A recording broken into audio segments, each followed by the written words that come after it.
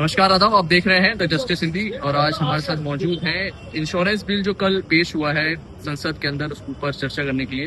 जी आप। मेरा नाम गीता शांत है। मैं LIC में काम करती हूँ और यहाँ पर जो हमारा बीमा कर्मी संघ बरेली डिवीजन है उसकी मैं जनरल सेक्रेटरी हूँ। और कल संसद में वित्त मंत्री जी द्वारा इंश्योरेंस बिल प्रस्तुत करा गया। उसमें मुख्य तौर पर एक तो FDI को 100% करने की बात है भारत के अंदर, तो इस पर हम लोगों का कड़ा विरोध है। और हमारा ये कहना है कि इंश्योरेंस में किसी इन्वेस्टमेंट की जरूरत होती ही नहीं है। जो पॉलिसी होल्डर होता है वो खुद अपना पैसा लेकर आता है, वो खुद ही इन्वेस्टर होता है। तो इसलिए इसमें इन्वेस्टमेंट जैसी कोई ये संस्था ही नहीं है, इसमें कुछ प्रोडक्ट नहीं है जो आपको बनाना है जिसके लिए इन्वेस्टमेंट चाहिए। और जहां तक अभी तक सवाल है कि जो इंश्योरेंस में पहले 26% FDI थी, फिर 49 हुई, फिर 74 हुई। अभी जब 74% FDI है तो संसद में जब पूछा गया कि FDI आई कितनी है अभी तक, तो अभी तक केवल 32% FDI आई है।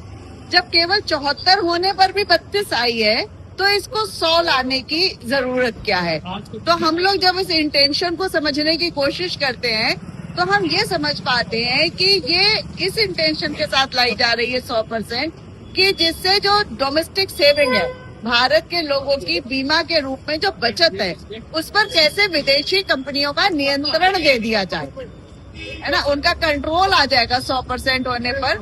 अभी क्या है कि उनको किसी न किसी डोमेस्टिक कंपनी के साथ मिलकर आना पड़ता है। तो सरकार उनको ऐसा एक प्रोविजन देना चाहती है कि वो एब्सोल्यूट कंट्रोल भारत के लोगों की घरेलू बचत पर कर ले। और जैसा कि कल नाम दिया गया उसको, विधेयक को, सबका बीमा सबकी रक्षा, ऐसा लगता है इसके नाम से कि जैसे ये कोई यूनिवर्सल इंश्योरेंस गवर्नमेंट प्रोवाइड करा रही है, जबकि हम सारे लोग जानते हैं कि बीमा आपको खरीदना है। तो ये सबका कैसे है? जो खरीद पाएगा उसका होगा केवल। और इंश्योरेंस बिल से पहले भी इन्होंने जो अमेंडमेंट्स किए थे उसमें इंश्योरेंस की मिनिमम एश्योर्ड को 2 लाख कर दिया, 1 लाख से बढ़ाकर। तो वैसे ही बहुत सारे लोग इंश्योरेंस के बाहर हो गए। देश के अंदर स्थायी रोजगार नहीं है, स्थायी आमदनी नहीं है, लोगों के ढंग के वेतन नहीं है, तो वैसे ही बीमा बाजार बहुत क्राइसिस में है।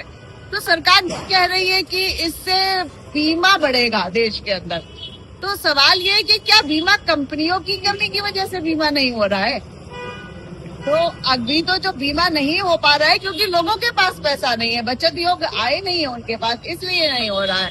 और विदेशी कंपनियों के हवाले करने का जो मकसद हमें समझ में आता है कि इस देश से लोग आएंगे, बीमा में कुछ इन्वेस्ट नहीं करना है, कोई प्रोडक्शन करना नहीं है, बीमे के नाम पे पैसा इकट्ठा करो और भाग जाओ। ये सहूलियत है यहाँ पर। और ये बात हम इसलिए कह रहे हैं क्योंकि अभी भी 74% FDI में अलायंस थी भारत के अंदर, विदेशी जर्मनी कंपनी, वो चली गई यहाँ से, अवीवा चली गई यहाँ से। लोगों को नहीं पता उनके पैसे का क्या होगा।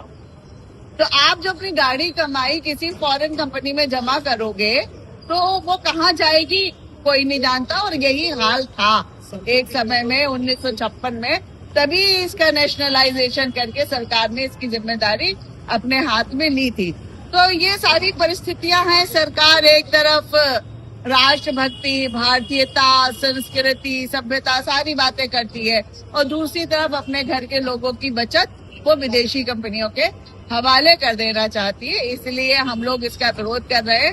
और बहुत खुशी की बात है कि इंश्योरेंस की FDI के खिलाफ हमारे बैंकिंग सेक्टर के लोग भी इस आंदोलन में हमारे साथ हैं। और कल पूरे देश के अंदर bank, general insurance, life insurance के लोग प्रदर्शन का कार्यक्रम करेंगे।